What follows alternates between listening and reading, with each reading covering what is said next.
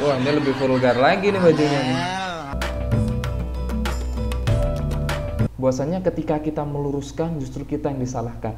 Ketika kita menyadarkan, justru kita yang dibilang terlalu keras. Ketika kita mengkritik kalau ini adalah sebuah kebatilan, justru kita yang dibenci sama masyarakat karena kita tidak bisa membaur.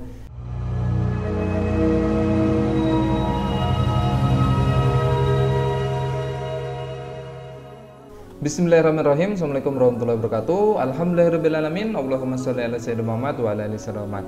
Alhamdulillah teman-teman, bagaimana keadaannya? Semoga dalam keadaan sehat selalu dan semoga kita selalu dalam lindungan Allah Subhanahu wa taala. Oke teman-teman, seperti biasa, jadi kita akan membahas beberapa video yang sempat viral pekan-pekan ini. Nah, video yang akan kita bahas ini adalah semakin ngetrennya dangdutan yang berkedok pengajian. Hal seperti ini nih tidak hanya sekali dua kali terjadi, bahkan sering, bahkan ini sebagai tren gitu loh. Gimana caranya kita menarik anak-anak muda ini supaya mau pengajian, maka kita akan datangkan biduan, kita akan datangkan pedangdut supaya ada hiburan di pengajian tersebut.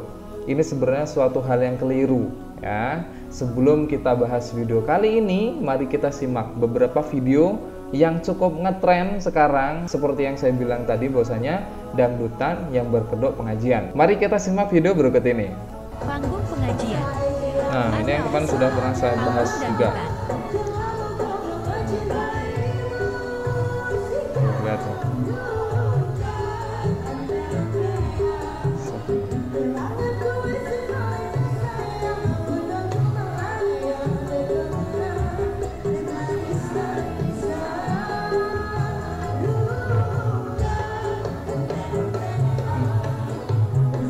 Oke, ini yang pertama. Yuk kita lihat lagi video yang berikutnya. Nah, ini video yang kedua nih. Tuh lihat. Wah, ini lebih vulgar lagi nih bajunya nih. Tuh lihat, bapak-bapak. Terus belakangnya ibu-ibu pengajian tuh, lebih banyak sebenarnya ibu-ibunya. Nah, coba kalau udah yang kayak gini nih gimana coba? Kalau yang tadi masih baju yang tertutup, ini baju yang vulgar kebuka semuanya. Ini acara pengajian lagi. Dan yang lebih parah ini teman-teman, video yang terakhir ini. Kita lihat nih. Nah, nih lihat tuh. Bapak-bapak usia lanjut coba habis pengajian bawa biduan seksi, disuruh nyanyi, disawer dan dipeluk-peluk. Nih lihat. Astagfirullah. Tuh. Terpampang jelas mukanya teman-teman. Oh. Ini habis pengajian loh.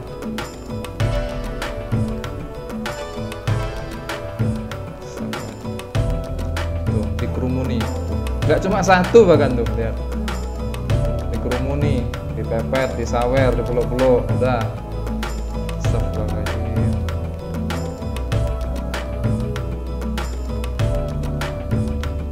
Tuh lah, dikerubungin dong tuh. Tuh, semua pada deket-deketin tuh. Dan ini rata-rata bapak-bapak ini di usia lanjut, ini di usia 40 tahun ke atas loh, yang udah waktunya sebenarnya mendekatkan diri sama Allah lagi dan menjauhi larang-larangan Allah Subhanahu wa taala, tapi justru dicampur adukkan seperti ini seolah-olah menghina dan mengejek. Nah, mari kita bahas video yang tadi, yaitu dangdutan yang berkedok pengajian. Jadi video ini udah sempat viral beberapa pekan-pekan ini dan ngetren juga, bahwasanya untuk kita menggait atau mengajak anak-anak muda ini biar bisa masuk ke pengajian dengan cara seperti ini. Bahkan ada yang bilang, biar gak pengajiannya itu kaku, kan karena yang diajak pengajian ini orang-orang awam, biar gak terlalu kaku maka kita datangkan hiburan. Ini yang salah teman-teman. Sebenarnya ini sudah saya bahas di video yang sebelumnya, cuma saya tidak terbebas daripada kecaman dari netizen. Salah satunya adalah sebagai berikut. Nih, langsung saya bacakan aja.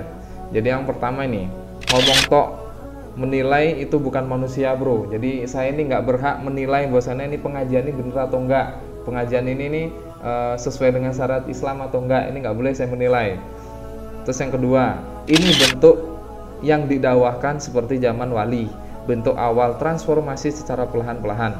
Ini mungkin hanya sudut kecil yang terpotret oleh Anda. Oke lagi teman-teman, hehe, ya pelan-pelan, nanti diperbaikin lagi ke depannya, dari gelap ke terang, atau bisa melewati dari remang-remang.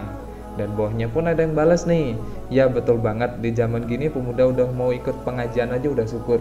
Ini sebenarnya yang dipakai oleh mereka ini hanyalah akal, tapi tidak iman. Karena orang yang berakal tapi tidak beriman itu akan menjadi liberal. Tapi kalau orang beriman tanpa dia berakal juga, ini juga ngawur gitu loh. Semisal nih saya kasih contoh, ada orang yang akalnya luar biasa, bahkan gelarnya pun udah sekelas profesor, dan tafsir-tafsirnya dan buku-buku yang dicetak ini banyak sekali. Tapi akalnya dia ini justru menimpali imannya dia, sehingga iman ini tidak bisa berkata kebenaran bahwasanya yang wajib harus dilakukan tanpa harus membandingkan dengan yang semisalnya atau yang bertolak belakang dari perbandingan tersebut. Hukum jilbab itu wajib, tetapi beliau tidak mewajibkan hukum hijab pada perempuan, yaitu menutup aurat. Kan itu berarti akal kita ini, Allah dan Rasul telah menyuruh perempuan agar menutup auratnya dengan sempurna, tapi kok malah beliau membantah itu semuanya. Itu yang pertama. Terus yang kedua, orang punya iman tapi tidak punya akal, ini juga keblinger. Jadi contohnya seperti ini, kita imannya ngejos nih, kita imannya bagus nih, naik sekali iman kita, tapi kita tidak berakal dalam artian kita tidak menimba ilmu tentang agama. Semisal sholat subuh 2 rakaat, iman kita lagi naik, terus kita lagi cinta-cintanya nih sama Allah Subhanahu wa Ta'ala dan cinta terhadap sholat yang kita lakukan, akhirnya sholat subuh jadi 6 rakaat, 9 rakaat, 12 rakaat, itu yang keblinger, itu salah gitu loh. Jadi iman dan akal ini harus seimbang. Ini sebenarnya contoh yang salah teman-teman. Kita nggak bisa nih dalam artian dakwah pelan-pelan terus kita menghalalkan yang haram, itu nggak bisa. Kajian yang dicampur dangdutan itu dengan dalih bosannya hiburan, masih ada hiburan yang lain dengan bersolawat kepada Rasulullah SAW, bukan dengan dangdutan, mengundang biduan, pakaian minim-minim, terus habis itu nyanyi dengan cara melenggak-lenggok seperti itu. Ini gimana gitu loh logikanya. Ini apa yang nggak kepancing syahwat daripada laki-laki tersebut? Kalau ada yang bilang, enggak, saya nggak nafsu kok, saya nggak syahwat kok, itu bohong dan dusta.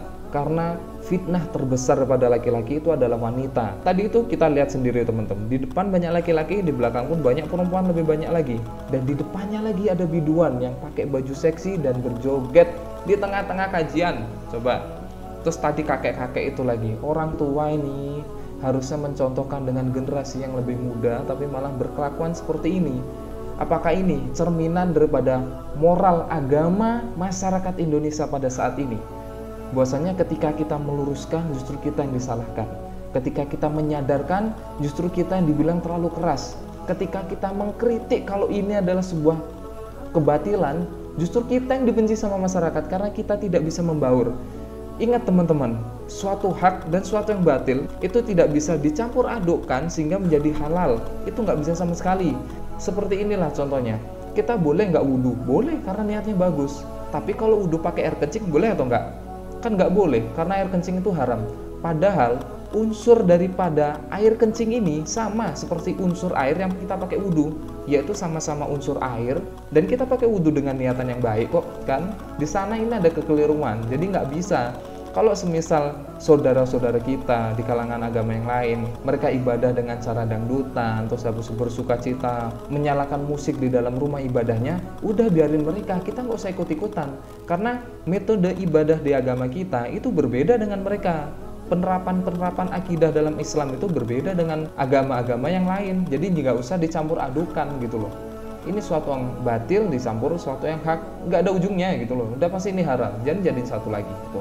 Jadi kita bisa memaklumkan suatu hal itu ketika suatu hal tersebut baik dan benar. Tapi kalau semisal kayak tadi itu salah, dangdutan lah, terus orangnya seksi, itu nggak benar sama sekali. Bahkan tadi itu yang menutup kerudung pun itu sebenarnya nggak benar juga. Karena di tengah laki-laki ada biduan, terus habis itu goyang dia, terus nyanyi, itu rasa malu perempuannya itu di mana? Karena mahkota dari seorang perempuan itu adalah rasa malu. Kalau udah rasa malu ini hilang, terus mau gimana? Kata Rasulullah, kalau kalian udah gak punya rasa malu, lakukan seenak kalian. Semoga kejadian ini tidak terulang lagi nih. Karena kalau ini terulang lagi, ini bisa jadi pisau bermata dua. Menyerang kita dari orang-orang yang membenci Islam. Bahwasanya, ini lo lihat, ibadah dan pengajiannya orang Islam tuh kayak gini. Dangdutan juga kok, terus ngapain mereka menghina kita? Kan? Jadi seolah-olah nih dangdut itu dihalalkan dalam syariat Islam tuh nggak sama sekali. Dangdut tuh nggak dihalalkan, apalagi sampai bermaksiat. Jangan bercita-cita ketika ada pengajian terus ada dangdut jadi halal, nggak sama sekali, itu haram semuanya. Udah itu aja untuk video kali ini. Jangan lupa teman-teman yang lainnya untuk support terus channel ini dengan cara mengklik tombol like, subscribe, dan komen sebanyak mungkin untuk kita bisa berdiskusi mengenai video yang sedang kita bahas saat ini. Save dan share video ini jika memang dirasa bermanfaat. Barakallahu fikum. Assalamualaikum warahmatullahi wabarakatuh.